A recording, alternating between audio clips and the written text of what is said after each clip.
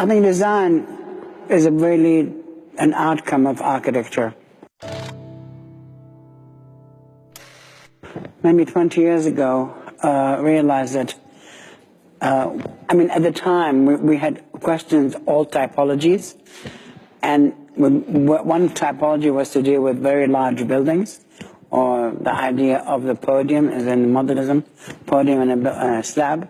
So we looked at this idea of topography and landscape, and how that could become also seamless, and that's how we began to look at the idea of landscape. And then I think, so we began to look at erosion, on striation, on strata.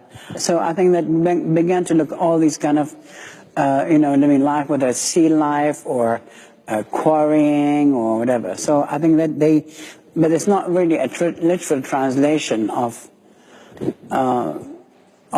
natural forms. It's these were used also historically, like, the idea of the paisley form, but, so that, one can begin to look at these things again.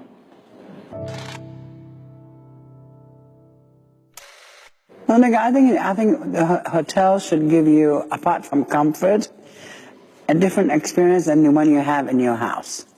I don't think it should be extension of your house. It should also be comfortable, but it should gives you a window into what could also be possible.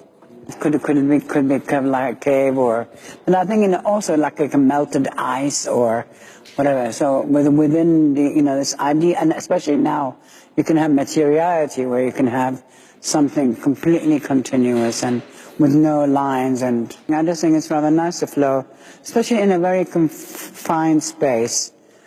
You find there's too many like cupboards, which then you have to have a door opening and whatnot. It's much nicer to have a feeling of spaciousness.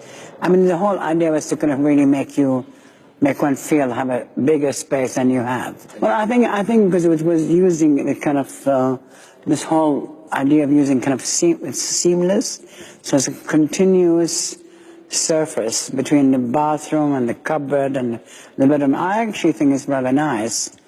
There's no demarcating line between these things, so it's kind of. And I like the black room. I know you can't see anything, but it's rather very nice. Sometimes people want to be in a different environment or experience something different, whether dark or light or.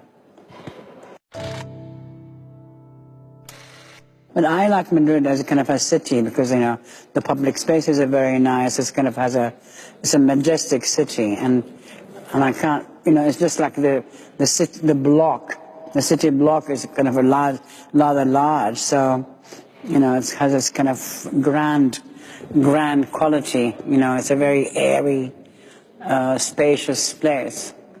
I like Madrid as there's some great museums here. There's a very nice train station, museums, buildings. I like the museums. I like all the museums here, the Prado, the Reina Sofia, there's also, there's great, great art, incredible stuff.